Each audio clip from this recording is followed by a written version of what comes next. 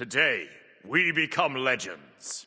Hey, my name's Enter, welcome back to the channel, and today we have another Smite 2 developer deep dive to go over. This time it's going to be on the item experience, which should be a really interesting one. Obviously, the whole item system in Smite 2 is going to be radically different from what it is in Smite 1. We've got the strength and intelligence. Every god can scale with strength or intelligence in a certain way. It's not like you're strictly limited to physical and magical power anymore. There's going to be active items, there's going to be no relics, there's going to be a whole bunch of stuff changing. And we already have quite a lot of information on it, but I imagine there will be a ton more to cover and digest in this deep dive. So without further ado, let's just jump right in with a bit of Pon Pon. My name is Pon. I'm the game designer on Smite 2, and I'm going to walk through the item experience for y'all. So in our current alpha, you will see the auto build flow. This is an option that you'll have at the start of the game that shows you two different options that you can build for your character. These have been pre-made by us that you can hop in really quickly, and you just select one if you want to use that one. It gives you a brief rundown on what it does. Or as much as this is probably like an alpha thing that they're trying to do here, I do kind of like this system. I think maybe having three would be great in my opinion, but yeah, having these kind of systems is going to make, because there's going to be a flood of new players into Smite 2 that have never even tried Smite 1, or at least have only tried Smite 1 a little bit and kind of still don't really know what they're doing in MOBAs to get their footing and stuff like that. And I think this kind of a system would be great for that, you know, rather than just the single auto build that you have at the moment, where it doesn't really tell you what or why that you're buying. Like, if they have this kind of system where it like gives you a brief overview of like what the build is and why you're building these items a certain way, and hopefully if they keep them relatively updated. I know a lot of the auto builds sometimes are pretty bad in Smite 1, maybe they can keep a bit more on top of that, and it should be a really good system for new players to kind of get a foothold, especially if like maybe you can click into it and there's like a bit more of an explanation on what each item's doing for you, so you can build your item knowledge from that, and then hopefully, you know, at some point graduate into making your own builds and all that kind of stuff. Or you can hit disable and you can actually go into the item store and do the full item experience there. When you go to the item store, you're actually going to see that most of the items are based off components. So rather than having the mace tree that builds into 4 mace items, you now have an axe. 11 strength. Why does that trigger me? Okay, moving on. And this axe is the core component for all strength items that exist in the game. And so when you hit that button, you'll see a whole bunch of builds into, and that's how you determine what stats you want to go. So if you aren't sure exactly what you go. So basically they're going to be reworking the item system to work kind of similar to how League's item system works. You're going to have different components. So this is like an axe that gives strength. You build 2 of the axes that give strength. It gives you a bigger axe that gives more strength, and then that bigger axe can combine with other things like a circlet that gives you mana, and then obviously you build that into Hydra's Lament, which gives you mana and power, or mana and strength in Smite 2. Stats you want to go. So if you aren't sure exactly what you want in Smite 2, you can build an axe knowing that you want strength, and then maybe you want to get some attack speed. So you build a bow to give you some attack speed. Well, now you can see that you have those 2 items in your inventory. You can see what they build into, and that'll naturally kind of guide you to the item that you were trying to go for in the first place. Yeah, that does kind of make a lot of sense. Like in Smite 1, you sort of do it from a more top-down approach. You pick the tier 3 that you want to go, and to be honest, in Smite 2, you'll still do this. You'll still pick the final item that you want in your build if you know what you're doing, but for the people who maybe have just graduated off of auto build, they don't necessarily know what they're doing, or they just want to like make a fun, weird build, you can just say, oh, this character, I want attack speed on Cernanos, I also want a little bit of strength on Cernanos to make my autos hit harder, let's build this attack speed bow, this strength axe, they'll combine it or something, and then I can kind of like progress that up towards an item that will have attack speed and strength on it. So I think it is a system that makes a lot of sense, and I like the change overall. So the main item stat changes are going to be strength and intelligence. You are familiar with this as physical power and magical power, but the main difference is all your characters can build both. There's no item restriction, so there's no you're only building physical power items or only magic power items. You can build all strength and intelligence items. There's a few other minor changes like life. Yeah, that is a system that I'm personally in love with. I think it's really cool that you can like craft your build even more in depth than you would be able to in Smite 1. You know, we know an example of like Chak's Rain scales with intelligence, even though most of his like ability damage on like his 1 and his 2, his autos probably all scale with strength.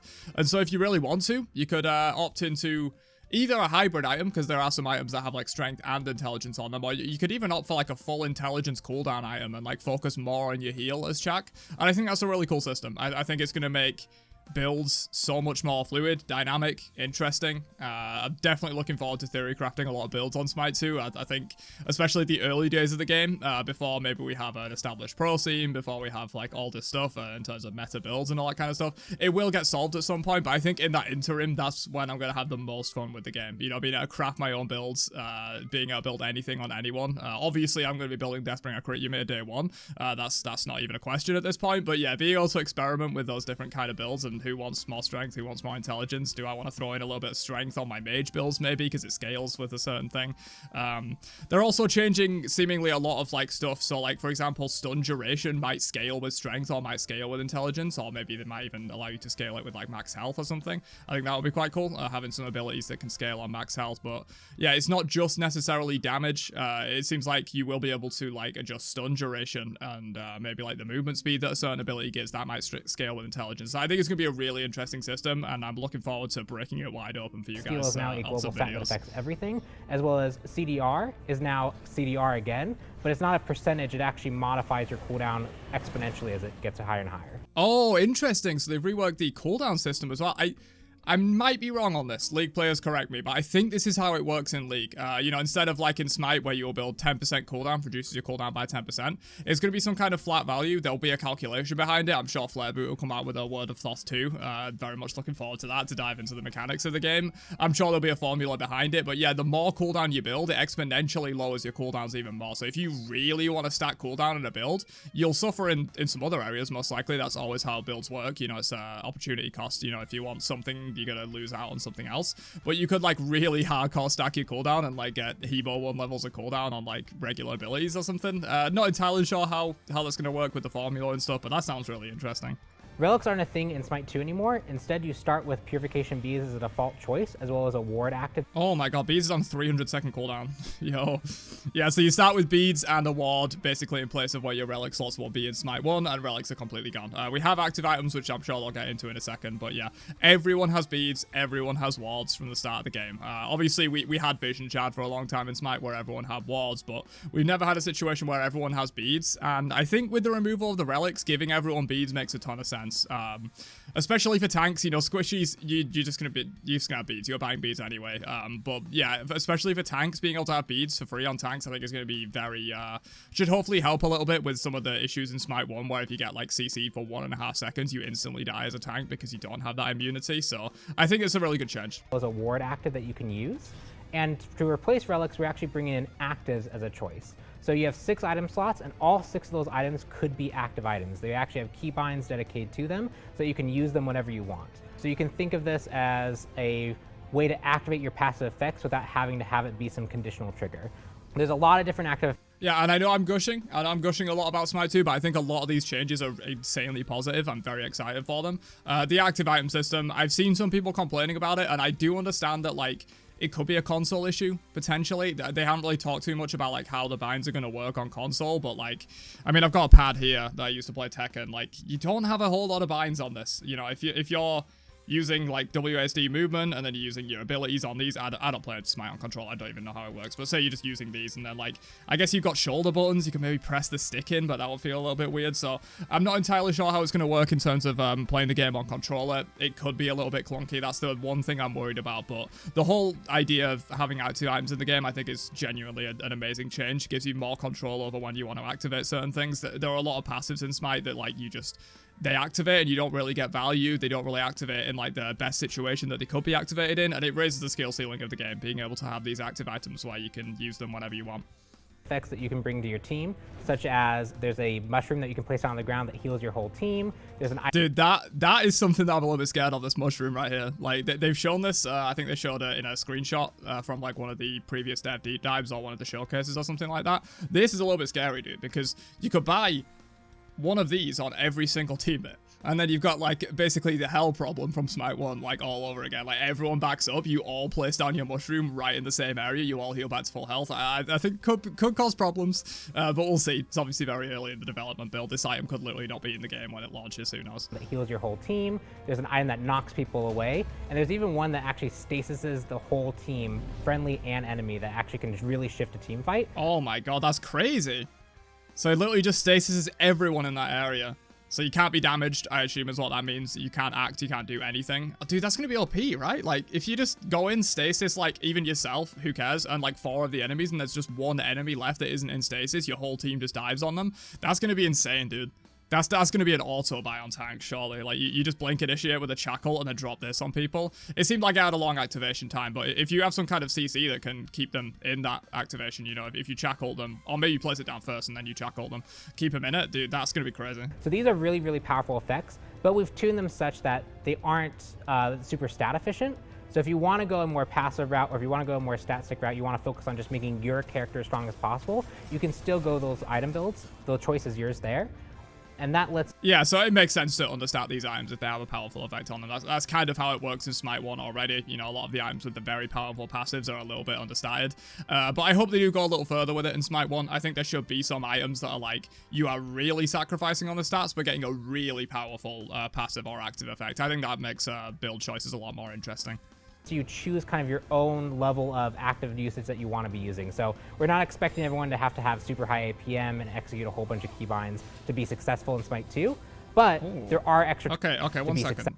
Look how sick that Kurdanos 2 like bramble field looks. Dude, that's so much better than Smite 1. The game looks great, man. The game looks great. Successful in Smite 2, but there are extra tools available for you if you want to engage in that playstyle. In Smite 2, the item store really has 2 main goals. We want to make it easy for you to find the items that you want by building the kind of intuitive way that you might expect to. You want strength, you start building strength, and at the end of that, you'll have an item that actually does what you wanted it to do.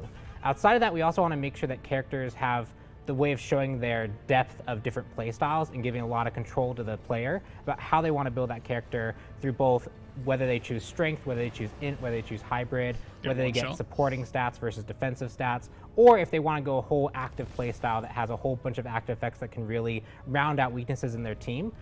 Yeah, as a PC player, this is 100% going to be me. My tank builds are going to have 6 active items, and I'm going to cause absolute chaos in the enemy backline. But yeah, of course, there will probably be some kind of optimization point with these active items. Like, you're probably not going to want 6 active items in your build because you'll like suffer on stats. You might not find the best places to use them because like you're wanting to use this active item here and then I immediately need to use this one, and it'd be like too much to handle. So there'll probably be a sweet spot of like, I don't know, 2 active items, maybe 3. I feel like tanks will probably make better use of them than squishies would, but yeah, like 2 or 3 active items probably where you want to be with that. But yeah, what they mentioned back here, like they want to make gods sort of more deliberate in their builds. I did mention this in my Smite 2 wishlist that I was hoping that they would like make the game, or make their builds, sorry, a little bit more like intentional. Like rather than just building the cookie cutter meta build, like the 6 item slots that give you the absolute most stats possible with like a few useful passive effects. I hope it's a little bit more like certain gods use certain items really well, and there's like maybe even a larger pool of items, and some gods have really good synergy with certain items and stuff like that, make builds more interesting. I want to make sure that that's something that players can easily grab onto and utilize and not be a huge burden to go into that playstyle. But also, if that's not what you want to go for, want to give that customization so you can choose that own level of kind of active choice. Items have also that strength and intelligence, so they're not split anymore between physical power and magical power, and a lot of our characters leverage that. So Chalk is a great example of a character who, if you want to get in there, swing your axe, and do a whole bunch of damage, largely strength is going to play to your playstyle, and you could probably build a strength build that's very similar to Smite 1. But we've also given him intelligence scaling, so things like the protections he gains on this 2 and the rain cloud healing of his 3. Those are actually now... Yeah, so I talked about this a little bit earlier with Jack's rain scaling within. Did not know his protections on his 2 scales within, but this is what I was talking about earlier. Like, it's not just going to be you're buying power or strength or intelligence now. It's just going to be adding more damage to your abilities and basic attacks. It seems like other things are going to scale with those stats, so they're going to be a little bit more core to your build. And yeah, allowing like Jack to scale more protections, heal more with intelligence, and you may want to slot a little bit of intelligence into your build. I think it's very interesting. Augmented by intelligence. So if you want to play this more frontliner, tanky, really hard to kill Chalk, you can go more intelligence focused, and there's hybrid items there to support that playstyle that specifically give both strength and intelligence that are really good on him. But yeah, we can't wait for you guys to get your hands on it. We have our alpha coming out soon. It's going to be so cool to have you guys in there and actually trying out the item store, and definitely give us feedback on it. Hell yeah. Well, that's my feedback in this video. It looks fucking amazing. That's basically my feedback. Yeah, I think almost all of these item changes are really positive in my opinion. Super excited to get my hands on it, break open some builds, you know, make the absolute best stuff I can. The one little bit of resistance I have, I suppose, is active items on controller. You know, are you going to be severely limited by that? Are you only going to have like 2 binds available, so you can't really go more than 2 active items? Is that going to be a problem? You know, maybe. But as they said, you can go into like a more passive like a more passive focused build instead, but like that would feel pretty bad in my opinion if you were like a controller player or console player more likely. Like if you were kind of forced into, like for example, if the meta build did happen to have 4 active items in it, can you just not use that meta build on console? It's going to be a little bit weird there. I'm not sure how they're going to do the binds, but hopefully it all works out. And other than that, I basically have no complaints about these item changes. I think it's looking real good. Very excited to get my hands on it. Let me know down below what are your thoughts. If you're a console player, are you a little bit worried about the active item binds? Do let me know down below and your overall thoughts on the item system. Very interesting deep dive, probably my favorite one so far, I think. The item system is like a big part of how the game's going to play, so very interesting stuff here. And yeah, hopefully you guys enjoyed this one, and I will catch you guys in another one later on. Have a great day, and peace out, you nerds.